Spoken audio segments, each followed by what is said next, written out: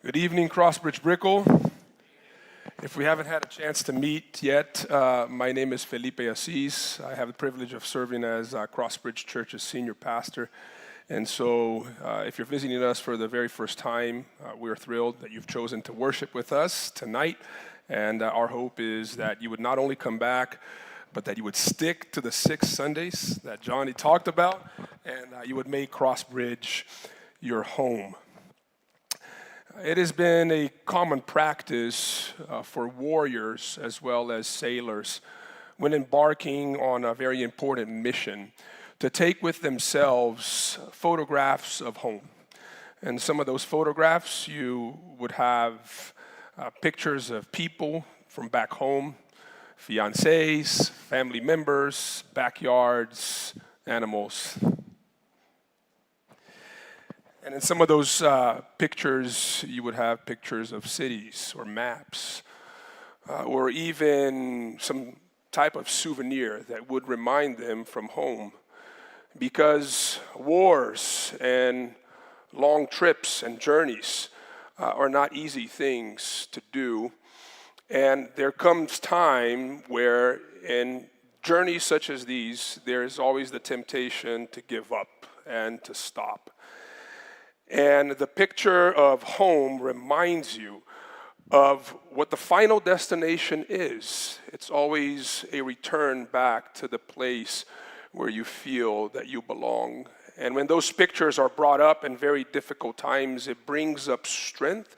You muster up strength to keep going and to cope with the setbacks of the journey. We have embarked in a building journey at our Pinecrest campus some 4 years ago. And we thought that this journey was going to be a very short journey, a 14-month journey. It has turned out to be a 36-month journey. Today is a day of celebration because we worshiped for the very last time in our temporary location. And the Pinecrest campus will, for the very first time, inhabit its new home next Sunday. And my hope is that all of you will join the Crossbridge family on the 25th, alongside our pastors from South America and Canada who are coming down, so that we together can celebrate the faithfulness of God on this journey that has not been easy. Since the very beginning, when we planned to start the project, which was very timely, February of 2020, we heard the news that things were going to take longer because of a pandemic that had happened and taken place. And as time has gone by, I have received multiple calls throughout this season. Some calls were like, "Pastor, I don't want to say this, but it's going to cost way more than you thought it would. And it's going to take way longer than you thought it would." And other calls I received and said, "Hey, we're going to have to move to a temporary location. And then we're going to have to move to another temporary location." And every time that I've received bad news, I've done one thing. I've looked back at the architectural drawings and I said, "Yeah, but the ending is good. So we'll keep going on this journey." And every week since we've started that building, I've gone to the construction site and I've walked around and I've prayed for that place to be a place of blessing and a place of belonging to many in our city. And that has kept me far from drowning in frustrations and hopelessness. The book that we will be reading from tonight is the book of Revelation. Some of you are going to study the book of Revelation in depth this fall. And the book of Revelation is a book that many times is misunderstood. The book of Revelation is the last book of the Bible. The Bible starts with Genesis and it ends with the book of Revelation. I don't know about you, but when Revelation was first read to me as still a child in elementary school, I was frightened by the pictures and the image that this book brought forth. It was like I was reading a chapter of The Witcher with beasts of many heads and an antichrist and angels and wars and Armageddons and blood and even the rapture. But the more I started to learn about the book as I went into seminary and became a pastor and be familiarized with the readings and authors that written about the book, that is not the intention of why the book was written. The book was not written to provoke fear in those who read it. The book was not written just to give us a picture of what will happen in the future. The main reason why John had received this vision, the Apostle John, who was at the island of Patmos, exiled because he had been preaching the gospel of Jesus, and he became a threat to the Roman Empire by which that he existed within. He was placed on this island, and it's in this island that Jesus comes to him and gives him this vision for the sole purpose of encouraging the first Christians who were under much suffering and under a lot of persecution for their faith in Jesus Christ.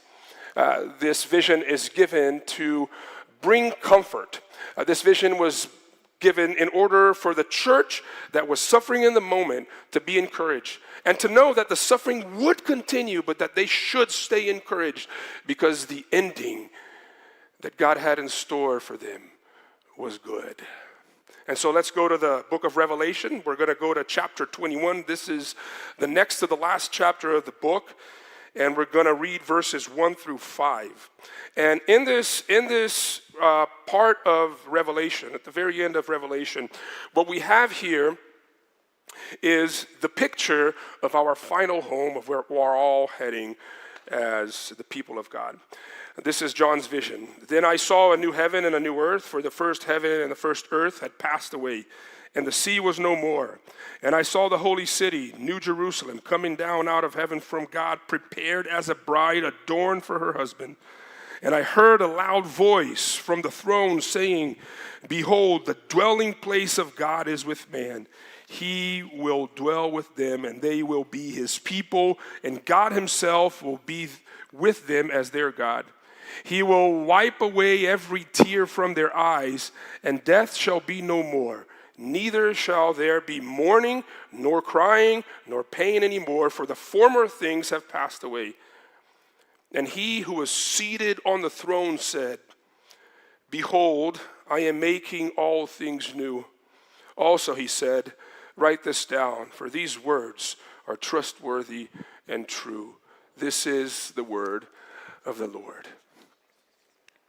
The picture in this book of our final home is also given to us to allow us to be encouraged and to be strengthened as we navigate through the difficulties of life.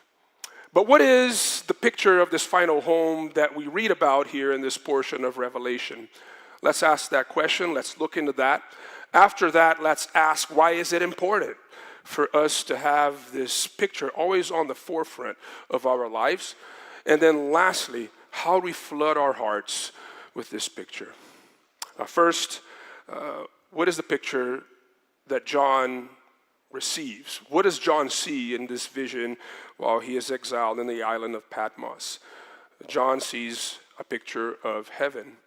But the picture that John sees of heaven is not of Christians leaving earth, ejecting earth, and going to heaven, but having heaven come down to earth. Verse 2 reads, "And I saw the holy city, the New Jerusalem, coming down out of heaven from God, prepared as a bride adorned for her husband." He sees heaven coming down.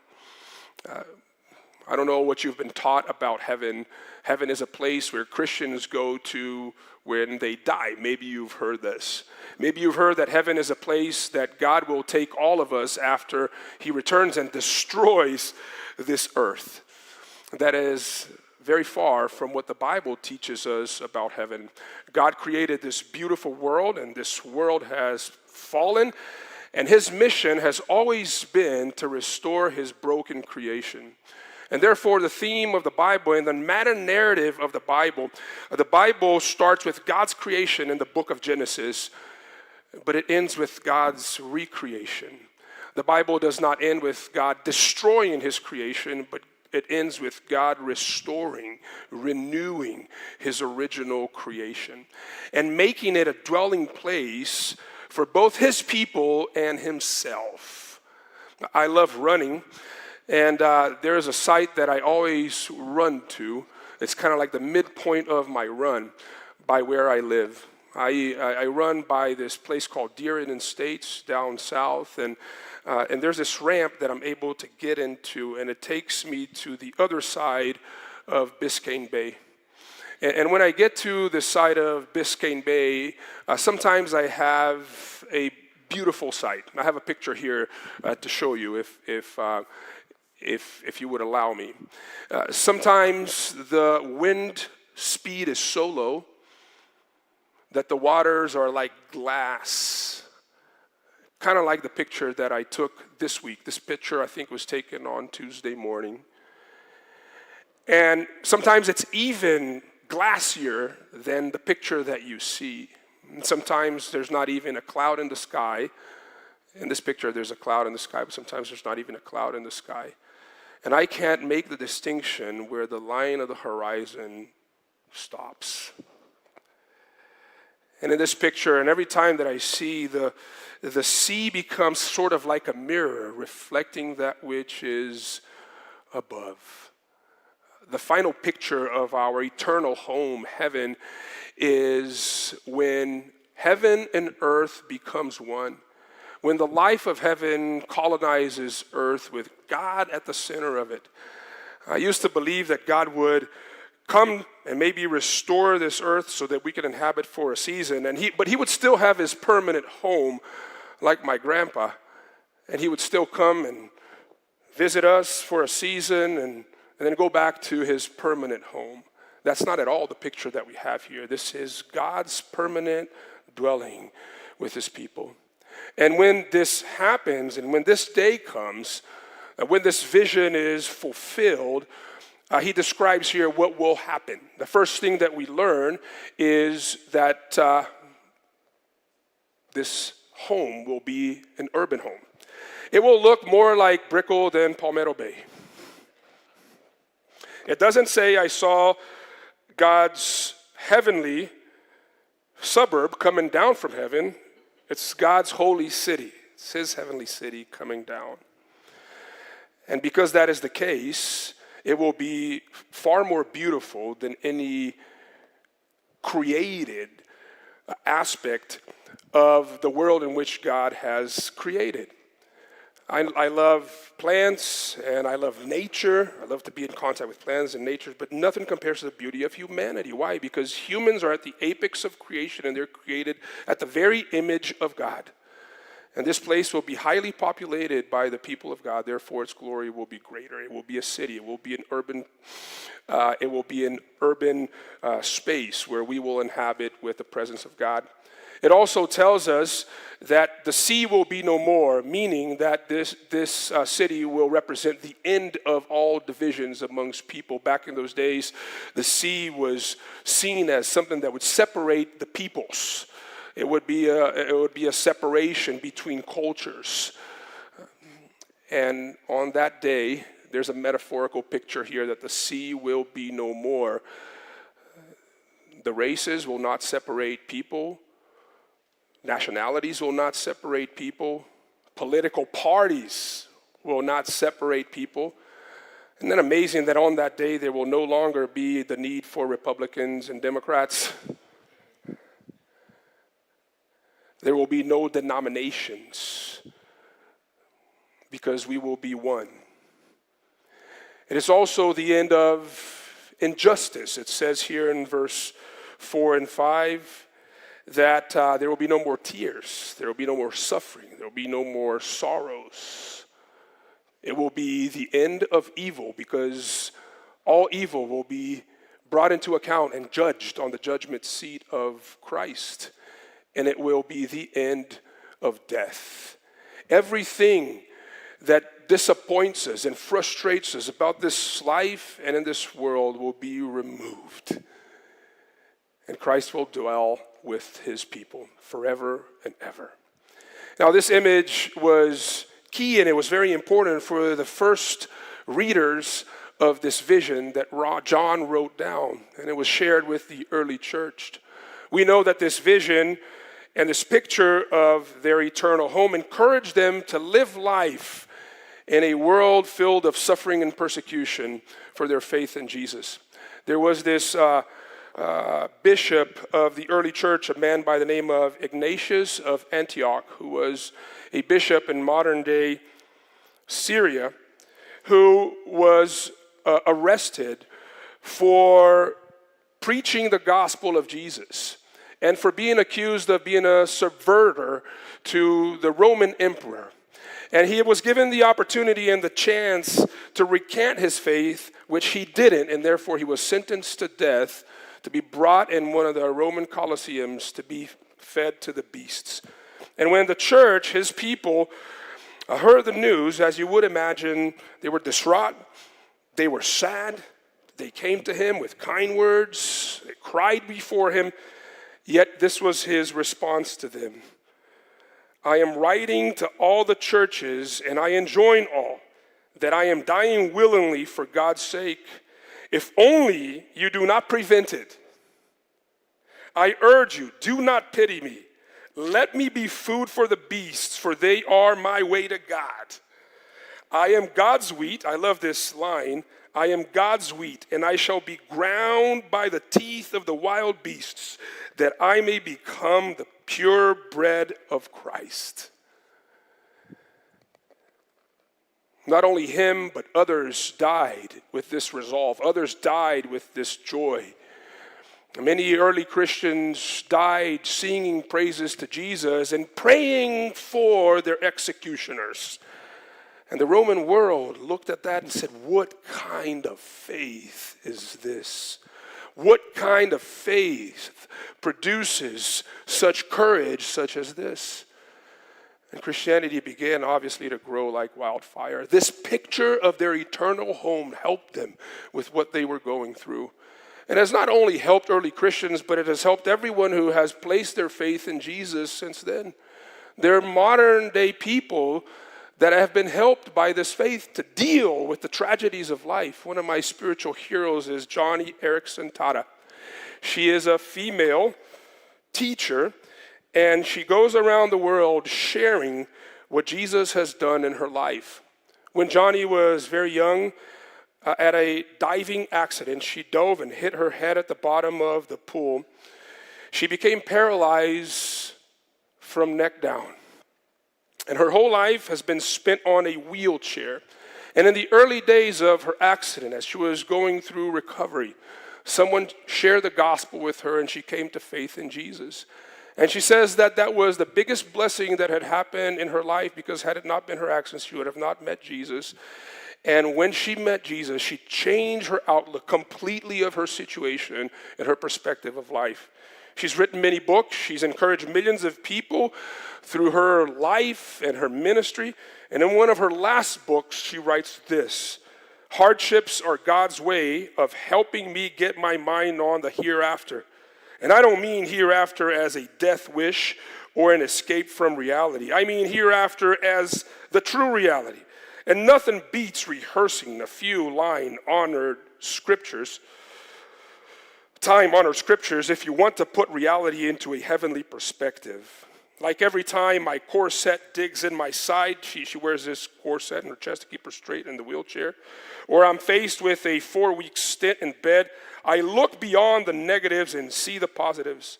I recall that pilgrims aren't supposed to feel at home on earth. I set my heart and mind on things above and dream of the day I'll see my bridegroom. I remember the promise of a new body, a new heart and mind, and I think about the crowns I'll be able to cast at Jesus' feet. These things make up the soon and coming reality. So today, get your mind on the hereafter. And I love this closing line: the soul that mounts up to heaven's kingdom cannot fail to triumph. When you mount up your soul into heaven, there's no defeat for Christians. When this picture is vivid in our hearts, there's no loss.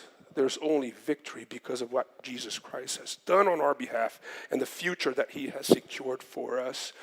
What we have here in this passage is the assurance that that day is coming. That home is coming, and you can bet on it. I don't know what type of discouragement has brought you into this place tonight. After all, many people say that people show up to church because they're in need of God. There's something happening in their lives. And sometimes even more than that. G.K. Chesterton used to say, a man that knocks on a brothel's door, he's knocking on heaven's door. He's looking for something more. And I don't know what you're going through in life. I don't know if you've thought about giving up, but in a room like this, it's possible that you have. That you can't, in the present, bear the full weight of the crisis, of the pain, of the shame that you're having to carry.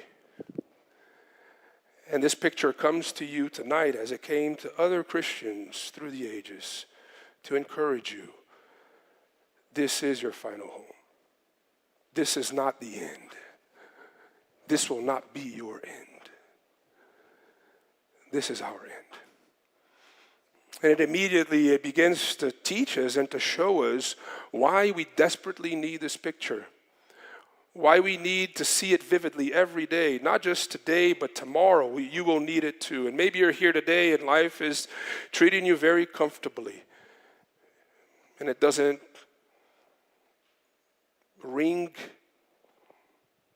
to your ears as something that's applicable to your situation. But one day will come where you will need this. And that's why it was given.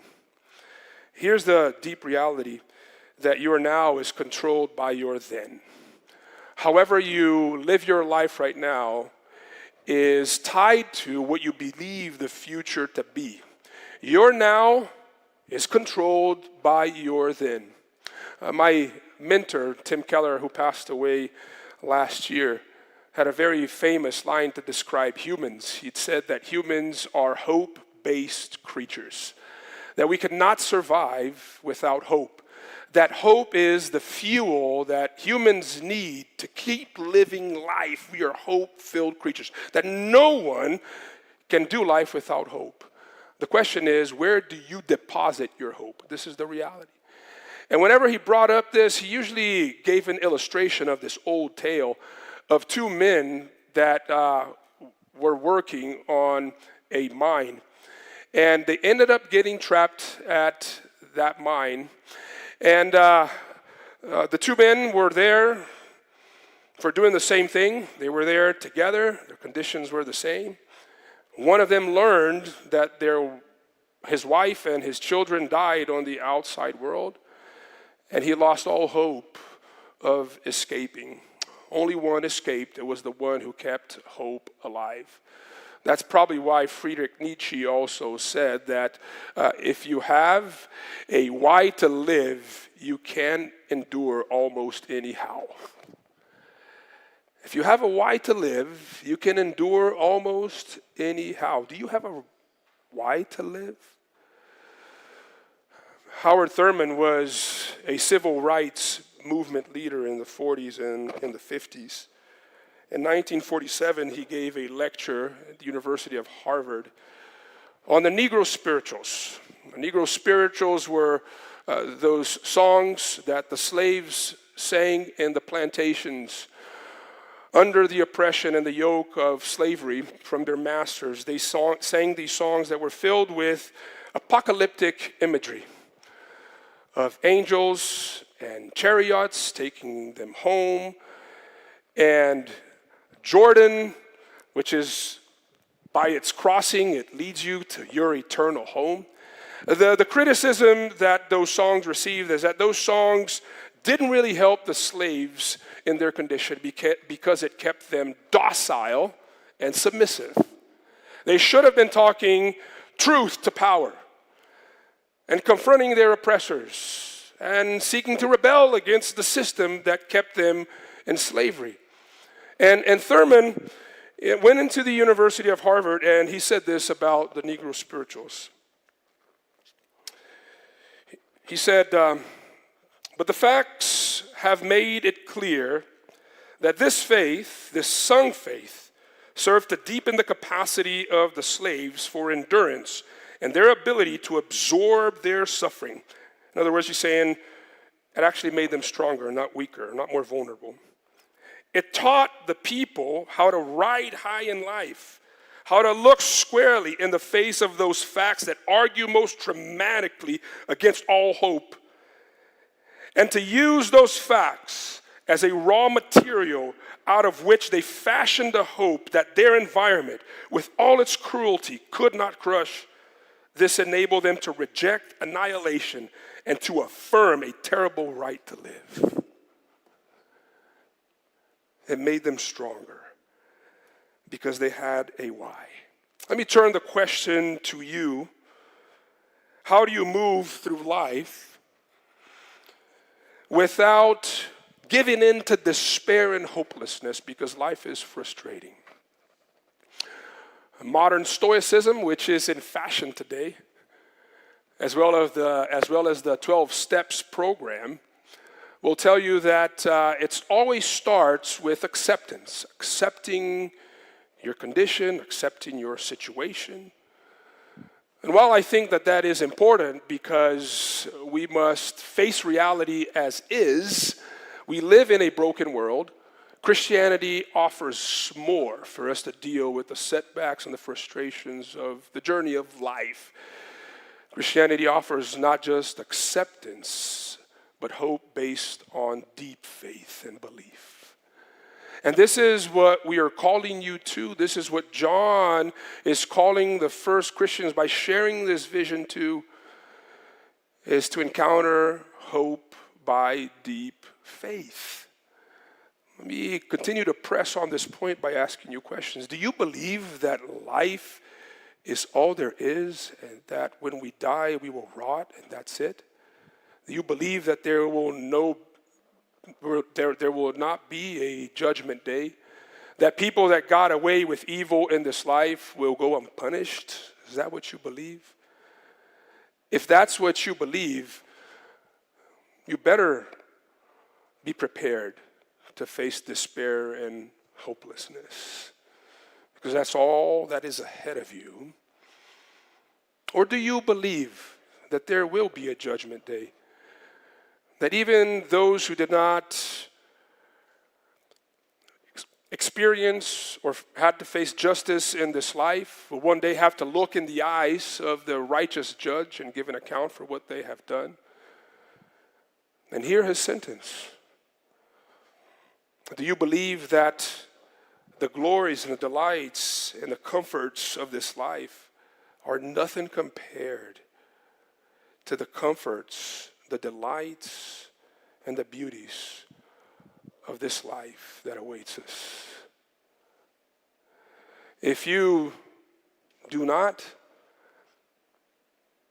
you will live a life filled with anxiety, of always blaming others for all the problems that you see, of looking at people to rescue and to save from situations that only Jesus can. You will deposit your hope in politicians. If you're frustrated with the state of society and culture, you will deposit your hope of belonging into a lover and in the enterprise of romance. And I'll tell you, no one can fix the world, only Jesus can, and he will. No one can love you in a perfect fashion, only Jesus can. Even the best of lovers, in the best of marriages, cannot give that which your heart truly longs for, the sense of belonging that your heart longs for. Only Jesus can. And therefore, the last question becomes, then how do I flood my heart with this vision of the future, with this picture of the future? And I think it's important that we acknowledge that heaven comes down. The movement is always top down. Heaven comes down. But it comes down in a progressive way. The way in which the life of heaven at the end fills the earth like the waters covers the seas, as the prophets would describe, is by starting with redeemed individuals. Before heaven can become a reality that we inhabit, it must become something that we experience. The movement of Scripture is that heaven starts from within us to the outer reality around us. That's what it means, by the way, to come to faith in Jesus. When you say, Jesus, I give my life to you, I put my life's trust and hope in you, I relinquish control, and I affirm you as my king, you are bringing the reality of heaven within. Your heart is a place in you that Jesus truly reigns. And I think that this is something that we must consider, because for many of us Christians, if you call yourself a Christian, heaven is a reality that you can articulate. It lives in your mind, but it does not live in your heart. And if it lives in your head, but it doesn't live in your heart, you still experience deep hopelessness and despair. The only way that you can have the type of posture that people like Ignatius, St. Ignatius, and Johnny Erickson Tada had, as they described in their own testimonies, is if heaven becomes a reality within first. And so in order for heaven to become a reality within first, there's 3 practical implications that I would like to share with you tonight. Can I? First, here's the first thing I want to share with you. Do not allow your present vision to wipe away your future hope. Can I say that again? Do not allow your present vision to wipe away your future hope. This is hard, because we're often discouraged by what we see around us, what's happening inside of us, in our relationships at work, in our neighborhoods, our cities, in our world. It's very easy for us to be obsessed with that. It's amazing how Christians are so focused on that. It's okay to pay attention to that which is happening around us, and I think Christians should interact with what's happening, but it's an issue when you become obsessed with what you see around you. Because if you give in to all the maladies and the evils that are happening around us, if it becomes the ultimate focus of your attention, it begins to wipe away your hope. You have to fight against this. It must not take the place of your hope. Nothing in this life. There was once this Persian king, it's actually historically accurate, who once gathered his wise men, all the wise men of his kingdom, and he gave them a task. He said to them, I want you to come up with a sentence that will always be true at every circumstance. So they put their minds to work, and they came before the king, and they said, here is a sentence or a statement that will always be true regardless of the circumstance. This too will pass. And you thought it was from the Bible. It's not. But it's a true statement. If you're living a comfortable moment in life, this too will pass. If you're enjoying the energy that you have because of your youth, let me tell you, I'm 47, this too will pass. Even the best relationships that you were able to forge, that too will pass. All the money that you have stored up in the bank, that too shall pass. But also, all of your sorrows, that too shall pass. Even your shame, that too shall pass. Do not allow your present vision to wipe away your future hope. That's the first thing. Secondly, fix your eyes on the one who's seated on the throne. And these 5 verses that we've read, we read that this vision is rooted on the one that sits on the throne. Verse 3, and I heard a loud voice from the throne. Verse 5, and he who was seated on the throne said, fix your eyes on the one who's seated on the throne. When life becomes frustrating, fix your eyes on the one who's seated on the throne. You know why this is important? Because this gives us a picture that Christ is alive, that Christ conquered death, that death did not defeat him. He is alive today, very much alive, as he will be on that day. Christ is alive. And it also means for us that Christ won. What is the end game? Victory. What is the message of the book of Revelation? You don't have to go through all the charts, let me tell you. The message of the book of Revelation is Jesus wins. And if Jesus wins and we are his people, guess what? We win. We win. You win. This picture also reminds us that Jesus is on the throne, that this world is not spinning out of control, as you may think. It's all under his control. Your life is not spinning out of control. It's under his control. Nothing in this world happens without his permissive will. And you can rest assured on that. Jesus, regardless of what happens, he is seated on the throne.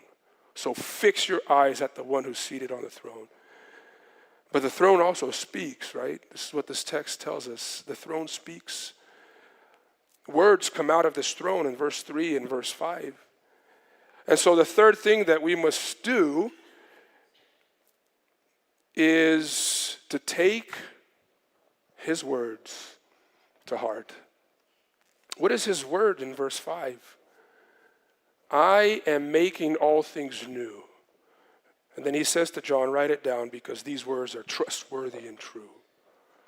Jesus is making all things new. Do you believe the words of Jesus that he is making all things new? Not only that he has the power to make all things new, but he has the will to make all things new. Many of us believe that he has the power to make things new, but not the will to make things new.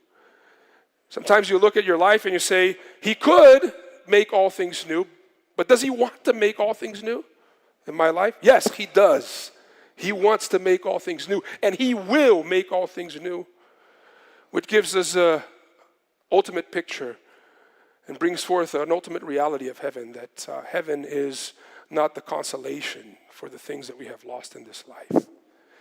I was taught from an early age, which I have rejected this teaching, that heaven was the consolation for the life that we lost. Have you been taught that? Our life is so bad. Don't worry, you're going to get to heaven. It's all going to be good. I hate consolation prizes. I hate them. I deeply hate them. I hate when I go to a restaurant that I have taken out time and spent money. You know, when you have 4 kids, to take your wife out is tough. There's always something happening, always something going on. And so when I take the time and I'm willing to spend the money and I get to a restaurant and the steak is not well cooked. Now, I'm Brazilian. I take steak very seriously. I take 2 things very seriously, the Bible and steak. If I'm paying money for a steak, it better be a good steak. And if it comes and it's not cooked well, it ruins the meal. I mean, I went to Flanagan's the other night, and the steak was horrible. That's right, the one here on Brickell.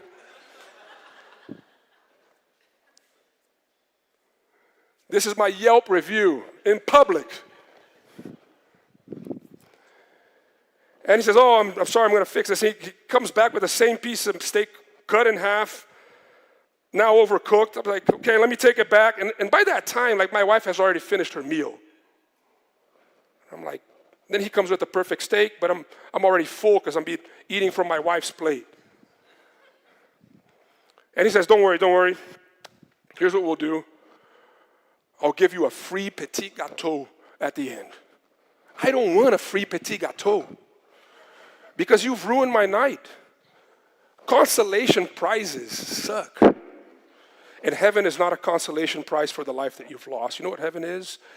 Is the restoration of the life that you lost. All that you've loved and valued that you lost, you will get it back.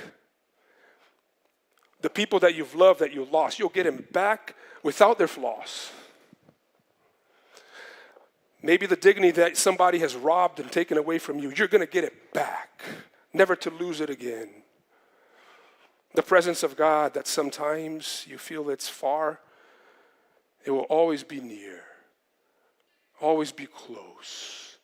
You will have that and much more. The body that it's disintegrating, you will have it back, never to be subject to the second law of thermodynamics again. You will have it back. That's what heaven is. And it's this picture of heaven that allowed Fyodor Dostoevsky to face the crises of his life when he was in the gulags and he wrote the Brothers Karamazov. I wish we all had this type of vision and this conviction that heaven is the restoration of everything that we have lost.